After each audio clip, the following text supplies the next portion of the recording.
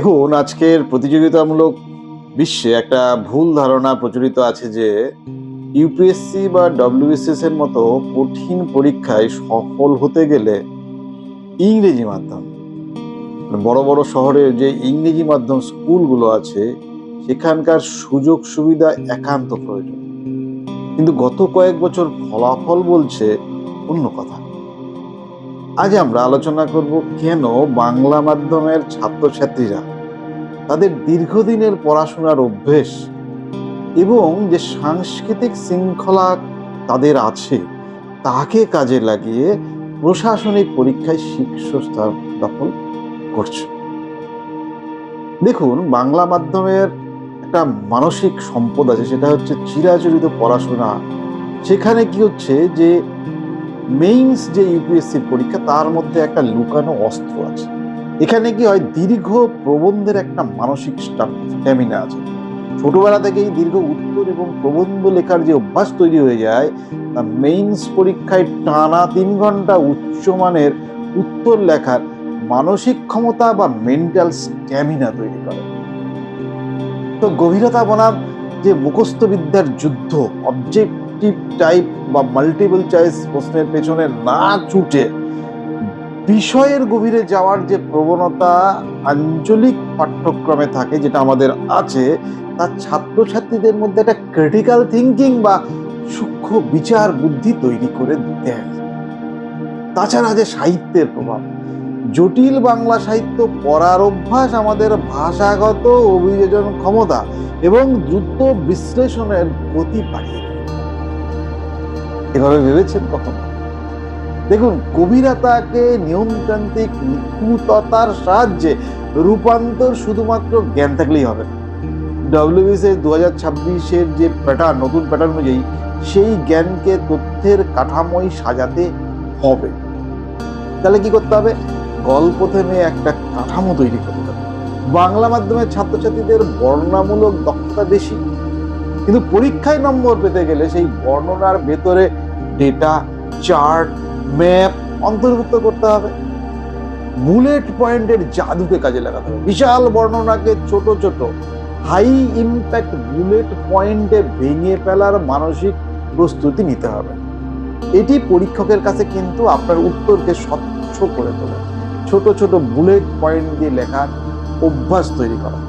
এছাড়া আছে কি সংশ্লেষণ ক্ষমতা, এথিক্স বা আন্তর্জাতিক সম্পর্কের, ইন্টারন্যাশনাল রিলেশনের মতন বিষয়কে বিভিন্ন দৃষ্টিভঙ্গিকে একত্রিত করে একটা ভারসাম্যপূর্ণ উত্তর লেখা বাংলা মাধ্যমের ছাত্রদের জন্য সহজ। কারণ তারা কি বহুমুখী চিন্তায় অভ্যস্ত ছোটবেলা থেকে। তাদের সাংস্কৃতিক ওই পরমণ্ডলের মধ্যে তারা মানুষ হয়। বাংলা মাধ্যমে ছেড়ে কঠোর একটা সাধনা। বাঙালি সংস্কৃতিকে পড়াশোনা কোনো কাজ নয়, বরং এটি একটা জীবনধারা বা পড়াশোনা সংস্কৃতিটাই তাকে ওইভাবে তৈরি করে দেয়। মফস্বল বা গ্রামের ছাত্রদের মধ্যে একটা জিদ আছে, আমাকে কিছু করতে হবে, এবং একটা ধৈর্য আছে। আমি দেখেছি আমার 25 বছরের অভিজ্ঞতা। সিভিল সার্ভিসের দীর্ঘ প্রস্তুতি পর্বে যে একাকিত্ব তৈরি হয় তা জয় করার শক্তি যোগায় এই যে সাধনা, ভেতরের জেদ এবং ধৈর্য। ইংরেজি উপকরণের অভাব অনেক সময় সাপে ভর হয়।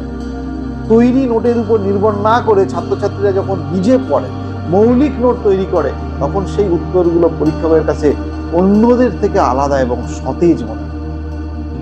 তো আমাদের যে সম্পদ আছে, যে সাংস্কৃতিক পরিমণ্ডলের মধ্যে আমরা বড় হই, সেখানকার সিস্টেমকে কাজে লাগে আমাদের শক্ত দীর্ঘ মেয়াদী যে অভ্যাস আছে সেটাকে আমাদেরকে ধরে রাখতে হবে। সফল টপররা রাতারাতি তৈরি হন না, তারা দীর্ঘ মেয়াদী অভ্যাসের ফসল।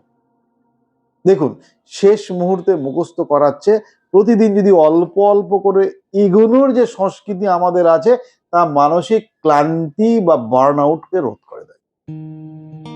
দেখুন, 3 টায়ার ডেইলি রিভিউ সিস্টেম একটা আমাদের মেনে চলতে হবে। সকালে নতুন বিষয় পড়া, আপনি সকালবেলা উঠে নতুন বিষয়টা ফ্রেশ মাইন্ড থেকে পড়ে নিন।